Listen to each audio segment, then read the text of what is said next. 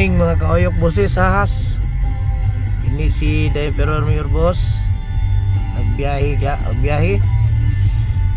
Self drive lang si Driver Mayor Boss.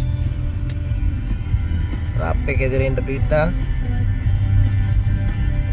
So mag-ingat na kita sa itong biyahe kanunay. Kita rang usa sa itong biyahe. Wala tayo kauban.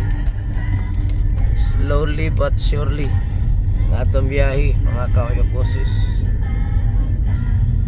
Say pinakalit ang atong biyahe. Gabi na ni tawag nga meeting deron alas 9, so mga 3 to 4 hours ang biyahe gikan diri. Paingon dito sa Binyo nga atong atuan mga kaoyok.